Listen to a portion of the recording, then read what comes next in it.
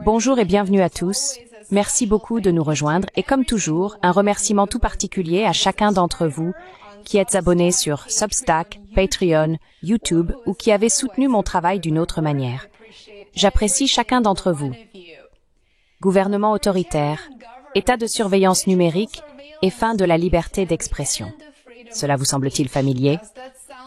Eh bien, les choses vont devenir encore plus intéressantes avec le lancement d'une identité numérique obligatoire.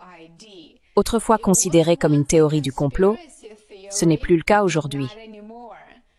Le Royaume-Uni s'oriente désormais vers l'un des changements de politique d'identité les plus importants de l'époque moderne. Une identité numérique obligatoire pour tous les travailleurs, qui devrait être mise en place avant les prochaines élections générales en 2029. Le Premier ministre Keir Starmer affirme qu'il s'agit d'une étape nécessaire pour lutter contre l'immigration illégale et améliorer la sécurité aux frontières.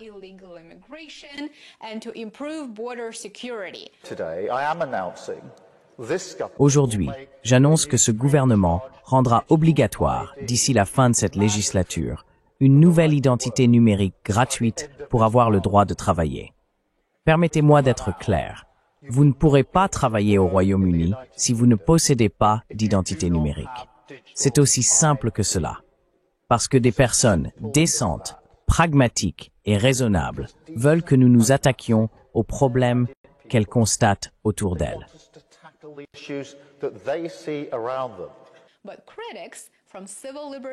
Mais les critiques, qu'il s'agisse de groupes de défense des libertés civiles ou de rivaux politiques, affirment que cela pourrait ouvrir la voie à un état de surveillance dystopique. Utiliser un sujet populaire comme l'immigration illégale, par exemple, comme prétexte pour instaurer un état de surveillance est un moyen très commode d'obtenir l'adhésion de nombreuses personnes qui ne prennent pas la peine de se renseigner. Et si vous pensez que ce n'est qu'un problème britannique, rassurez-vous, ce n'est sans doute que le début, un essai avant que cela ne soit mis en place aux États-Unis et dans d'autres pays occidentaux. Alors, que propose exactement le gouvernement britannique? Pourquoi maintenant? Et pourquoi tant de personnes, y compris des millions de citoyens britanniques, sont-elles profondément inquiètes?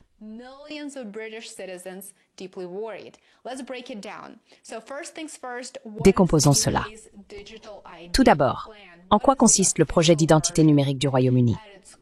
Quelle est la version officielle? Fondamentalement, le gouvernement de Starmer souhaite que chaque adulte au Royaume-Uni qui souhaite travailler possède une identité numérique.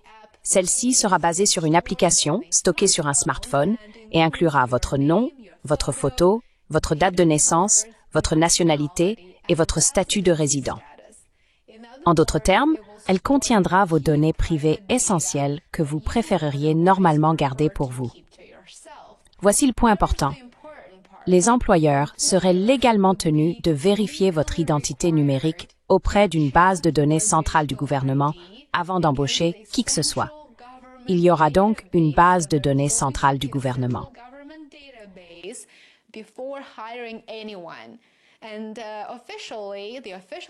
Officiellement, le gouvernement affirme que cette nouvelle identité numérique remplace les anciens systèmes moins sécurisés basés sur des documents papier ou des numéros d'assurance nationale. Le gouvernement soutient que cela permettra de lutter contre le travail illégal, d'empêcher les gens d'utiliser des numéros d'assurance nationale faux ou empruntés et de réduire l'un des principaux facteurs d'attraction pour la migration sans papier, qui constitue bien sûr une voie clé pour accéder au marché du travail britannique.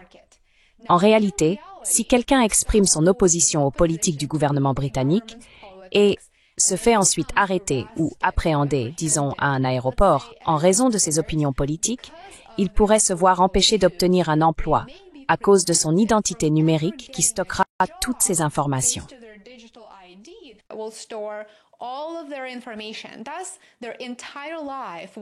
Ainsi, leur vie entière sera en jeu à moins qu'ils ne choisissent de rester silencieux et obéissants. Ajoutez à cela une monnaie numérique, une MNBC, et sa programmabilité. Une identité numérique constitue simplement la plateforme nécessaire pour déployer une surveillance et un contrôle de masse.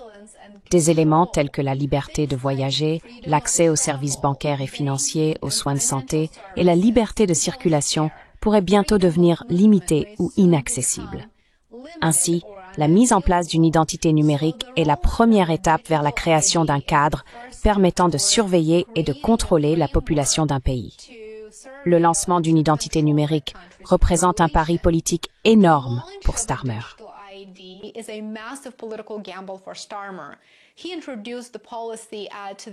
Il a présenté la politique lors du sommet pour l'action du progrès mondial, apparaissant aux côtés de dirigeants mondiaux du Canada, d'Australie et d'Islande. Starmer a déclaré que le Parti travailliste n'avait pas été en mesure d'aborder de front la question de l'immigration par le passé, et il a donc suggéré d'utiliser l'identification numérique comme solution.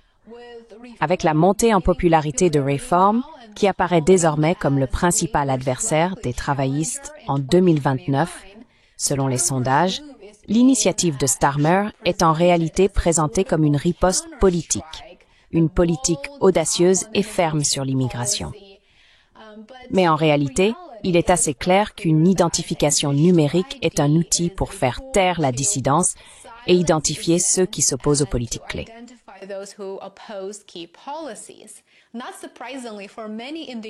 Sans surprise, pour beaucoup au Royaume-Uni, l'idée de carte d'identité nationale est profondément impopulaire.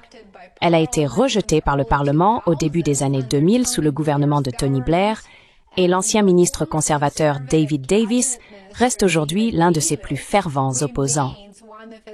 Des groupes comme Big Brother Watch, l'Open Rights Group et d'autres défenseurs des libertés civiles affirment que le nouveau système d'identification numérique pourrait devenir une porte d'entrée vers une surveillance de masse.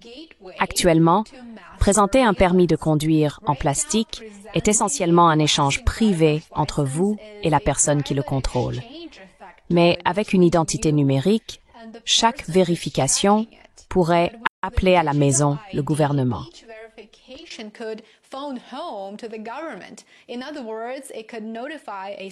En d'autres termes, cela pourrait notifier une base de données centrale à chaque utilisation de votre identité numérique, informant les autorités du lieu, de l'heure et du motif de la vérification de votre identité. Ainsi, potentiellement, cela pourrait révéler votre localisation, vos intentions, vos projets, et ces informations seraient immédiatement accessibles au gouvernement ayant délivré votre identité numérique. Le processus serait instantané. Inutile de préciser que cela ne pose pas seulement un problème de confidentialité. C'est potentiellement le socle d'un système national de traçage. Starmer affirme que l'identité numérique n'est pas une carte universelle. Il dit qu'elle sert uniquement à prouver votre droit de travailler au Royaume-Uni et qu'elle n'est pas requise pour les soins de santé, les prestations sociales ou les contrôles de police. Mais les critiques se demandent pour combien de temps?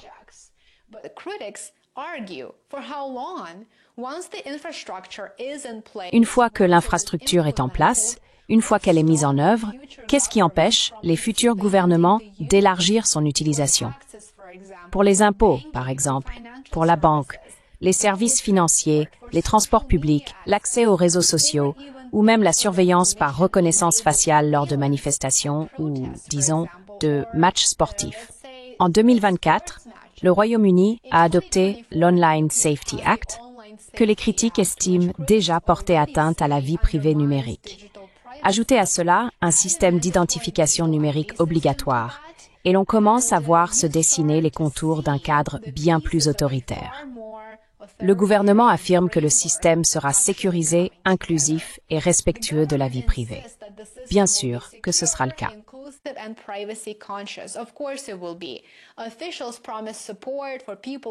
Les responsables promettent également un soutien pour les personnes sans smartphone ou sans accès fiable à Internet, y compris des options d'identification en face-à-face pour les personnes âgées ou sans abri.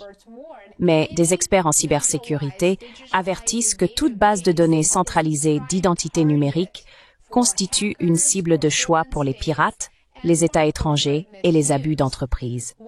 Une seule faille, et les données personnelles de millions de personnes pourraient être exposées en ligne. Si un système enregistre quand et où votre identité est utilisée, il pourrait théoriquement être lié à votre historique de navigation, votre compte bancaire, vos habitudes de déplacement ou vos activités politiques, voire à vos opinions politiques. Ce n'est pas seulement un problème britannique. Aux États-Unis, au moins 13 États disposent déjà d'un permis de conduire numérique et plus de 20 autres sont en train de les étudier à l'heure actuelle.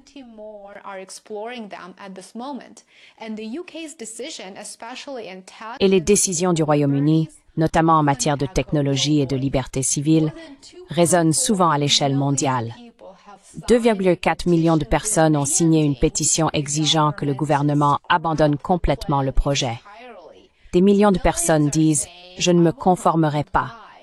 Pour l'instant, le gouvernement affirme que l'identifiant numérique ne servira qu'à vérifier l'éligibilité au travail et ne sera pas exigé dans la vie quotidienne. Mais la confiance est très fragile et c'est normal, surtout lorsqu'il s'agit de données, de vie privée et de pouvoir gouvernemental.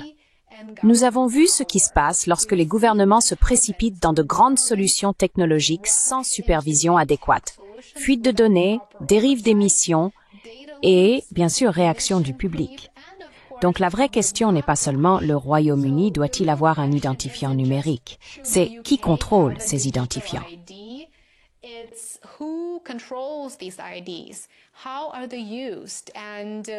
Comment sont-ils utilisés? Et que deviennent-ils ensuite? Parce que, une fois qu'un système comme celui-ci est mis en place, il est très difficile à démanteler, surtout lorsque ce système constitue la colonne vertébrale d'un État autoritaire de surveillance. Je vous tiendrai informé dès que de nouvelles informations seront publiées et je veillerai à mettre en ligne une nouvelle vidéo. Activez la cloche de notification pour rester informé si cela vous intéresse. Merci beaucoup de m'avoir rejoint pour cette vidéo. J'espère qu'elle vous a intéressé et que vous envisagerez de soutenir mon travail. Abonnez-vous ici sur YouTube, Substack et Patreon. J'aimerais beaucoup vous retrouver pour ma prochaine vidéo. Bonne fin de journée à vous. À bientôt. Enjoy the rest of your day. Bye for now.